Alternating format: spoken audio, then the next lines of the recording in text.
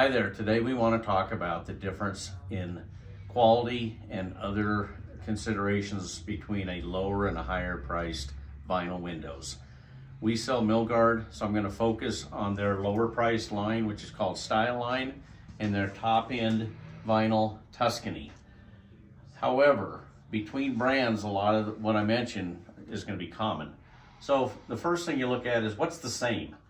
Generally speaking, they both take the same amount of time to produce and bring in.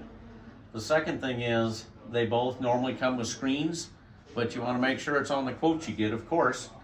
Another thing would be they're all custom sized, so they can be made in any size you want to their 1/16 of an inch in width and height. Another thing that could be the same would be energy efficiency. So if you think about most windows, most of the surface area is the glass. So when you have 2 layers of glass with the same glass package, for example, argon and low E, it really doesn't matter much about the small percentage of surface area from the frame of the window. So it's the glass itself. So again, usually lower and higher priced lines have the same energy efficiency. Of course, there could always be exceptions to what I'm telling you. Now let's talk about differences. So of course, there are concessions to be made with a lower priced vinyl window. For example, with this lower priced vinyl window, which is still a good window by the way, there are much lower quality windows out there than this, so I have no problem selling this one. It's roughly 25% less than the higher priced window, roughly. So the first difference would be the thickness of the jamb from the inside to the out. This one's 2 7/8, this one's 3 1/4. Often that's not important, but that would be a consideration to discuss with your contractor or installer, and it could be important based on the finishes on the inside of the house. So it can be a minor consideration. You'll notice on this lower price window, the glass width of the upper sash is wider than the glass width of the lower sash. That's an advantage if you have smaller windows. There's just simply less vinyl in this jamb and construction of this window than there is in the higher priced Tuscany, for example, which is made to look more like a painted wood window from the street. So you can see that the glass is the same size in the upper and lower sashes. And by the way, the differences in these would be similar if it was a slider that went left to right, for example. Okay, moving on. Of course, there's got to be quite a few differences to justify a price difference. There can be a warranty difference, so I recommend everybody, whatever brand you're interested in, make sure that you get into the correct applicable warranty for the particular series and brand that you're looking for. I've seen Milgard's warranties are 2 pages, I believe. I've seen window warranties up to 16 pages, and they can be very hard to read. But you really need to see it for yourself, because my interpretation of a warranty is not important. It's between you and the manufacturer only if and when there's any warranty issues. Okay, so generally speaking, of course, you'd expect a lower warranty coverage. Generally speaking, with the lower price, there's no such thing as accidental glass breakage warranty, for example, and the amount of time that the warranty is good for whatever it does cover is usually 10 years maximum. With the higher priced window, you might see a much longer warranty, including some portions of the warranty. For example, the frame might be a lifetime warranty. And of course, remember, to have a warranty for anything, whether it's a composite deck or a window, you need to keep the receipt. That's not a good thing to throw away. There's information on the receipt that would expedite any warranty work. Okay, other differences. Many of the differences that I can point out are small. They're important if they're important to you. So I like to point all these out because I'm not on commission, and I've seen some things are a big deal to some people, and some people laugh that I even mention them. But let's start with, for example, notice with this single hung, there's one pull fin to grab hold to. So if this was all the way up, it could be difficult for a child to reach all the way up to pull and close it. Whereas the more expensive window has 2 pull fins, so it's easier to reach the lower part to close the window. Now, in this case, both of the handles look different.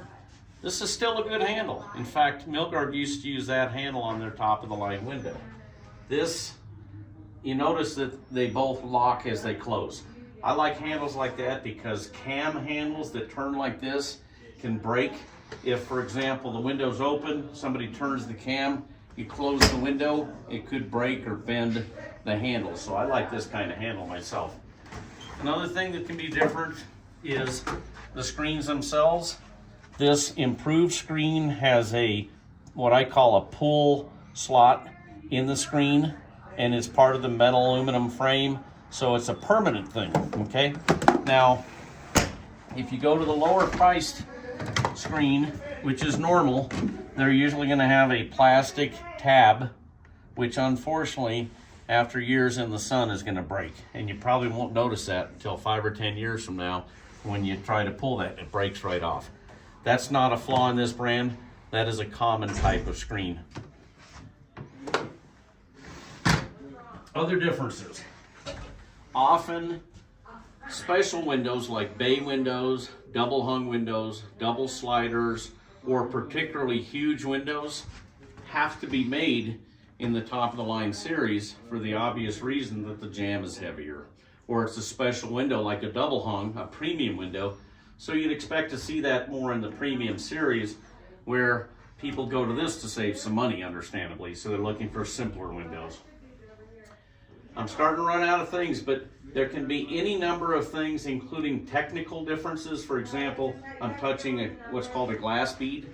This is a 5/8 inch wide vinyl fin that covers the glass but comes out so that you could replace this glass if you need to. On the more expensive one, it's on the inside. On the less expensive one, it's on the outside. Now, again, I mentioned that's a technical difference because to replace the glass, you'll need to access to both sides of this window. Another difference, a little bell and whistle. This would never be called a security device. This is called a vent stop, and it's simply that.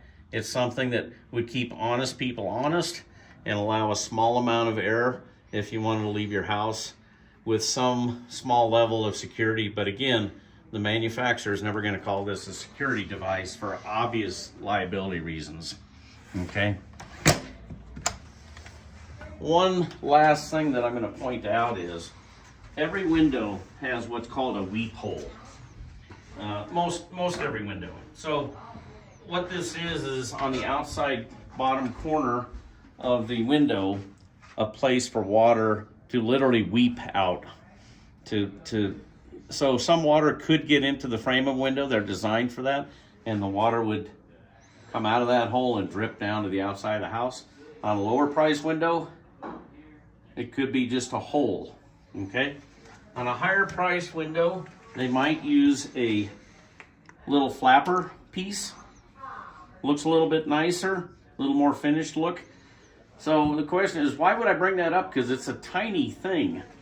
But I can tell you that I sell enough windows that I've heard people to complain that just as a plain hole like this can whistle or vibrate, and also that the little tiny bees or wasps like to plug this, and so water can't drain out properly, which could be a problem that people might think is a warranty issue, but it's not. So that you need to make sure that these holes are never caulked over or clogged by bugs or whatever. That's an introduction to the differences between lower price and higher price vinyl windows in general. Thank you.